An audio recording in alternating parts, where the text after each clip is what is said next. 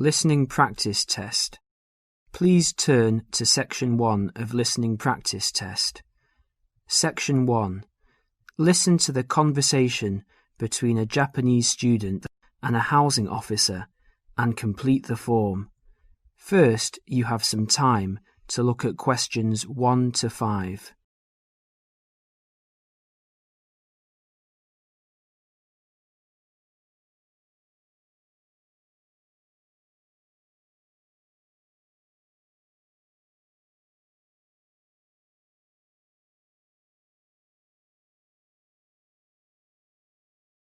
You will see that there is an example which has been done for you.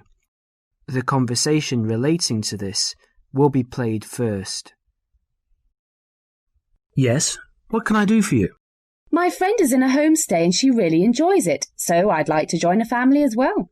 Okay, let me get some details. What's your name? My name is Keiko Yoichini. Could you spell your family name for me, please? Yes, it's Yoichini. That's Yuichini. The student's family name is Yuichini, so that has been written on the form. Now we shall begin. You should answer the questions as you listen, because you will not hear the recording a second time. Now listen carefully and answer questions 1 to 5. Yes, what can I do for you? My friend is in a homestay and she really enjoys it, so I'd like to join a family as well. Okay, let me get some details. What's your name? My name is Keiko Yoichini. Could you spell your family name for me, please? Yes, it's Yoichini. That's Yuichini. And your first name? It's Keiko. Keiko. That's Keiko Yuichini. Okay. And you're female. And your nationality? I'm Japanese. Right. And could I see your passport, please? Here it is. Okay, your passport number is JO6337. And you are how old? I'm 28 years old. Now you're living in one of the colleges. Which one? Willow College, Rome 21C. Right, 21C, Willow College. And how long are you planning to stay with Homestay? About 4 months, longer if I like it. And what course are you enrolled in? Well, I've enrolled for 20 weeks in the Advanced English Studies because I need help with my writing, and I'm nearly at the end of my first 5-week course. Right, so you've completed 5 weeks and you have enrolled for another 15 weeks. That's about 4 months altogether. That's right, about 4 months. Before they continue their conversation, look at questions 6 to 10.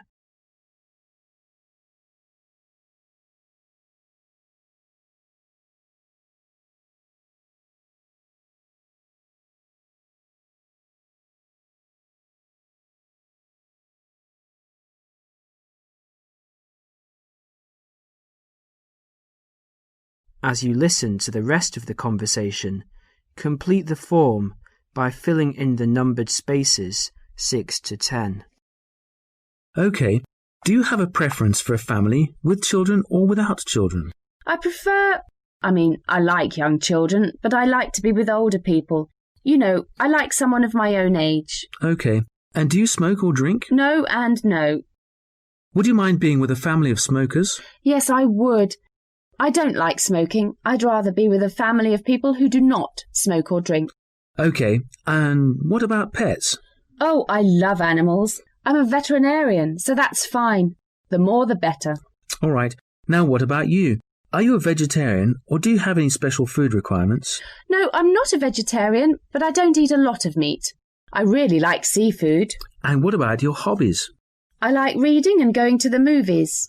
Do you play any sports? Yes, I joined the handball team, but I didn't like that, so I stopped playing. You know, I played tennis on the weekend with my friends. All right, let's see. Name, age, transport. Are you familiar with the public transport system? No, I'm not really, because I've been living on campus. I've been to the city a few times on the bus, but they're always late. What about the trains?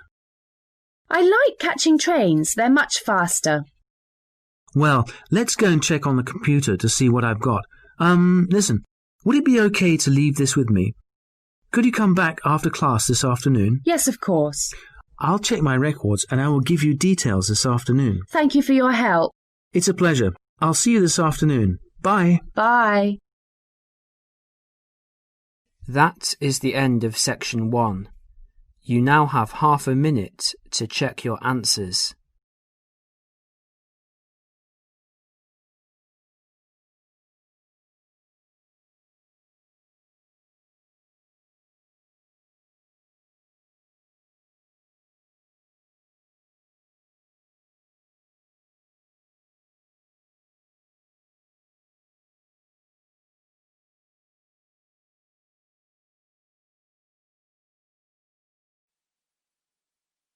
Section 2.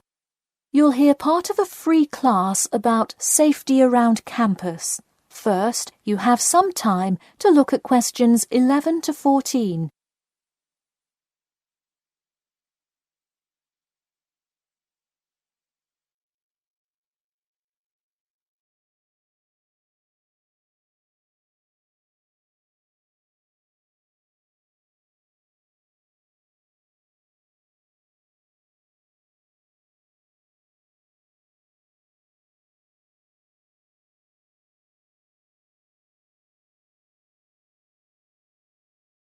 Now, listen carefully and answer questions 11 to 14.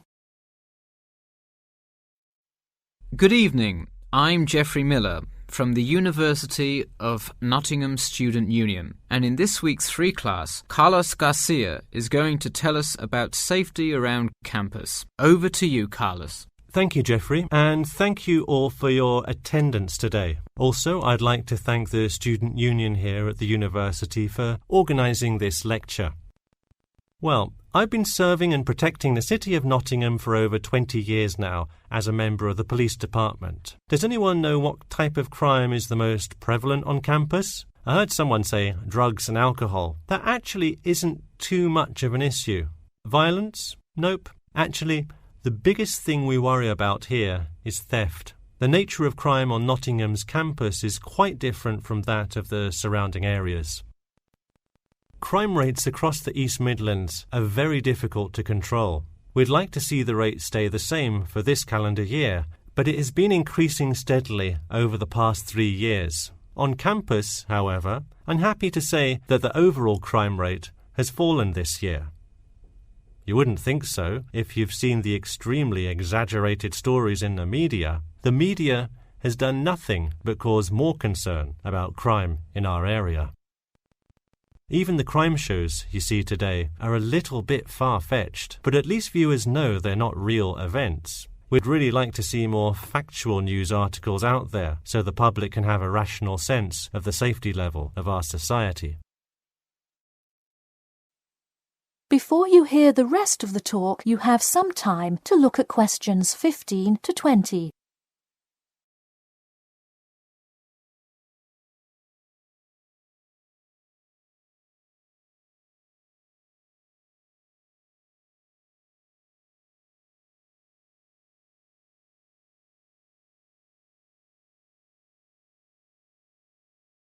Now listen and answer questions 15 to 20.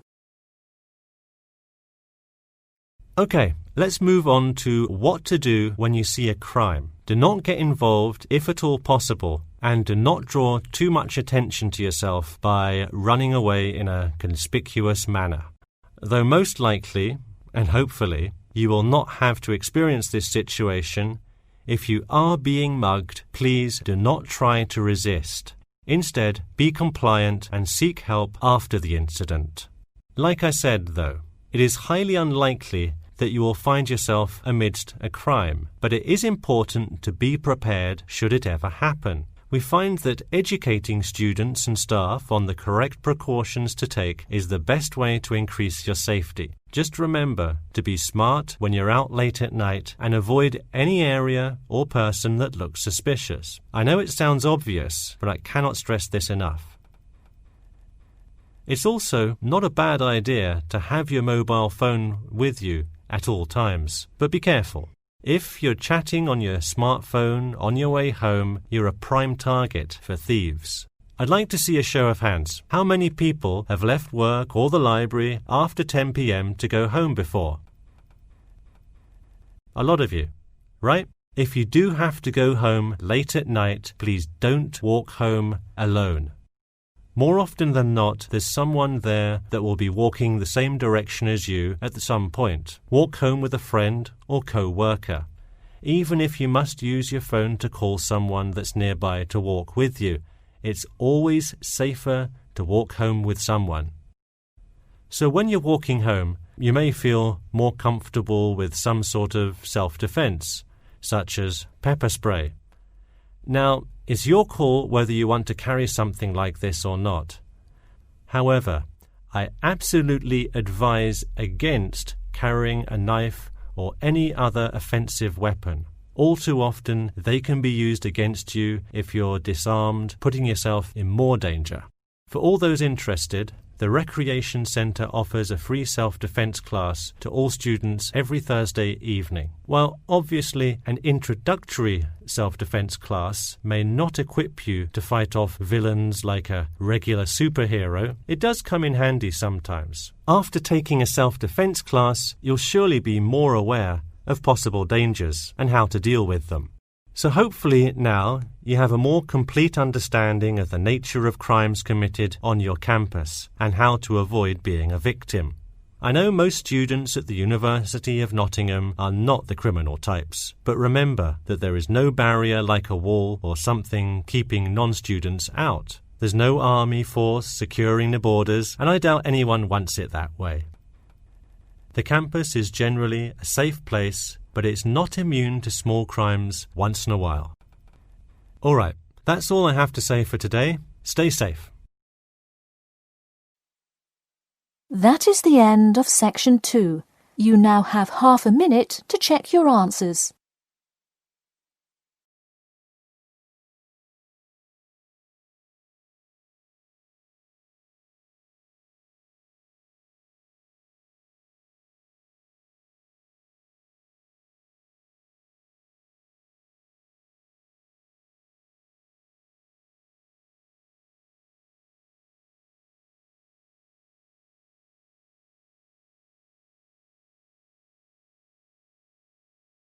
Now turn to section 3. Section 3. You will hear a student called Bobby talking to his tutor about the research project. First, you have some time to look at questions 21 to 23.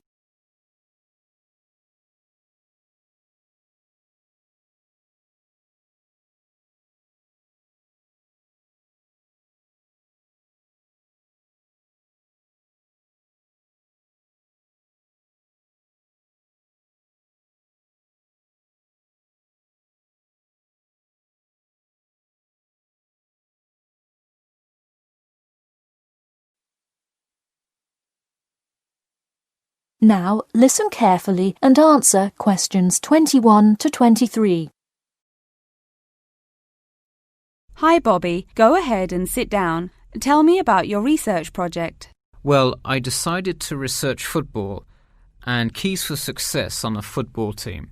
That sounds great. What are the guidelines for the test? Did the teacher talk to you about it in class? No, everything is on a handout that was passed out. It says that the first draft is due at the end of next week and the second and third are due later on in the month. I don't understand why we have to keep revising and fixing it. Is this assignment really that important? Well, this project is a major requirement for passing 11th grade English and will go on your permanent record. Oh, really? Does that mean it will affect what English level I am placed in next year? Well, not exactly. You need a good grade to move on, but it is your overall grade and teacher recommendation that determines what level of English you are placed in next year. Anyway, tell me about your topic choice. Do you play football? Well, actually, it's because my father loves the sport. He watches it every weekend. Cool. It's a good idea to report on something you're interested in. Before you hear the rest of the talk, you have some time to look at questions 24 to 30.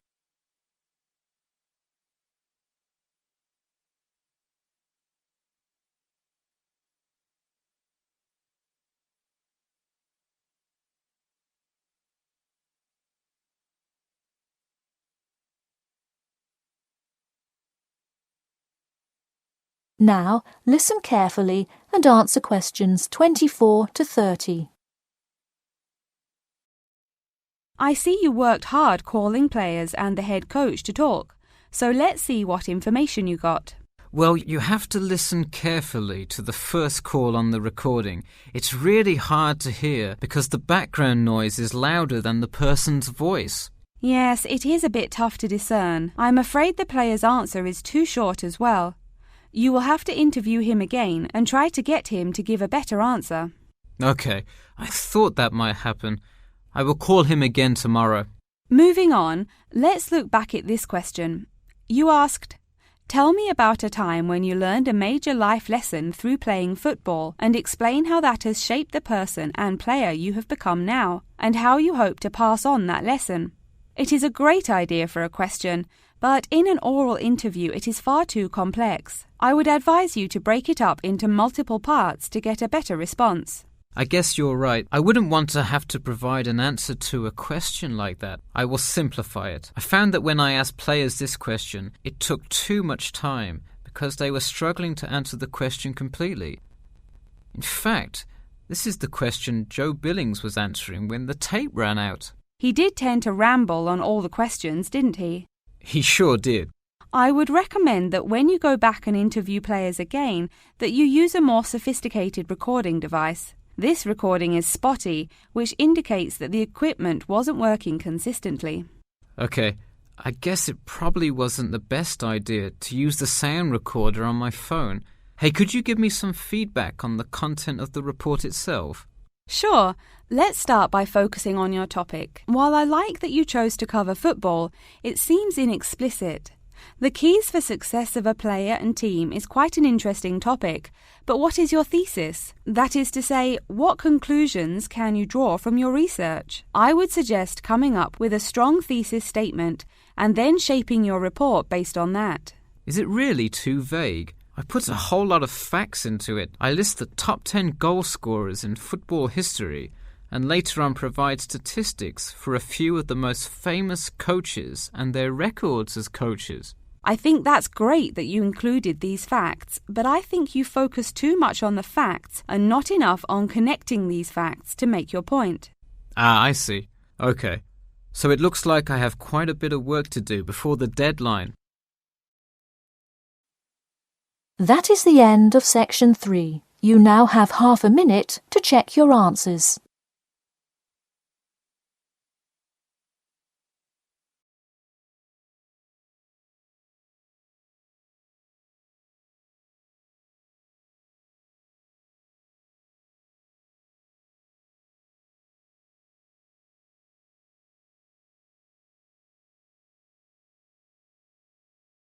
Section 4. You'll hear a talk on the subject of the urban landscape. First, you have some time to look at questions 31 to 40.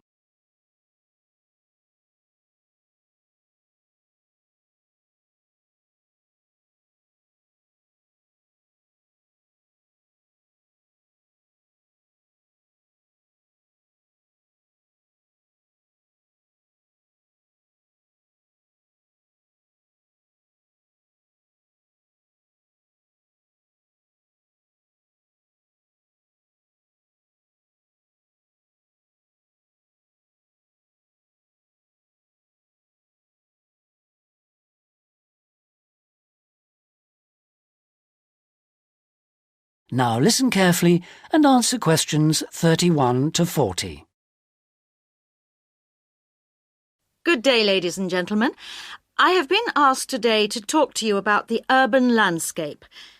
There are two major areas that I will focus on in my talk: how vegetation can have a significant effect on urban climate, and how we can better plan our cities using trees to provide a more comfortable environment for us to live in. Trees can have a significant impact on our cities. They can make a city as a whole a bit less windy, or a bit more windy if that's what you want. They can make it a bit cooler if it's a hot summer day in an Australian city, or they can make it a bit more humid if it's a dry inland city. On the local scale, that is in particular areas within the city, trees can make the local area more shady, cooler, more humid and much less windy. In fact, trees, and planting of various kinds, can be used to make city streets actually less dangerous in particular areas. How do trees do all that, you ask? Well, the main difference between a tree and a building is a tree has got an internal mechanism to keep the temperature regulated. It evaporates water through its leaves, and that means that the temperature of the leaves is never very far from our own body temperature. The temperature of a building surface on a hot sunny day can easily be 20 degrees more than our temperature. Trees, on the other hand, remain cooler than buildings because they sweat. This means that they can humidify the air and cool it, a property which can be exploited to improve the local climate.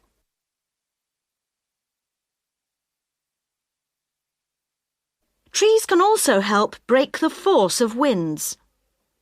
The reason that high buildings make it windier at ground level is that as the wind goes higher and higher, it goes faster and faster. When the wind hits the building, it has to go somewhere. Some of it goes over the top, and some goes around the sides of the building, forcing those high-level winds down to ground level. That doesn't happen when you have trees. Trees filter the wind and considerably reduce it, preventing those very large, strong gusts that you so often find around tall buildings.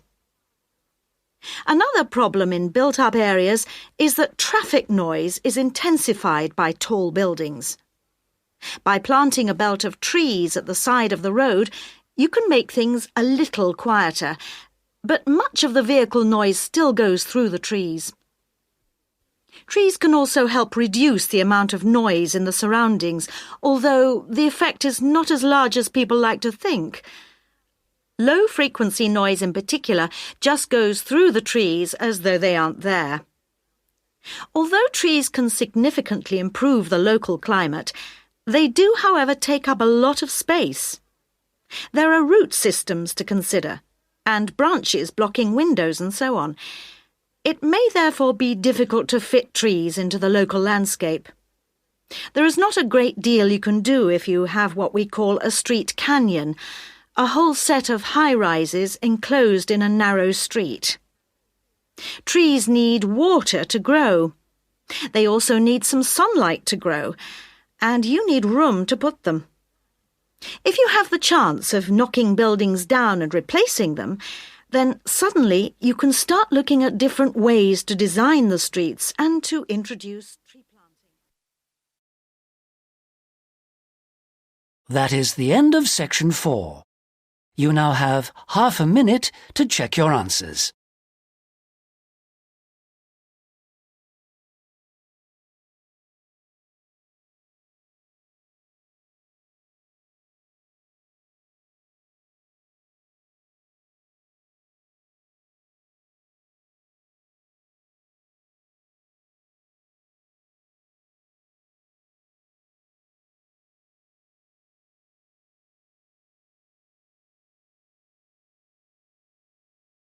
That is the end of the listening test.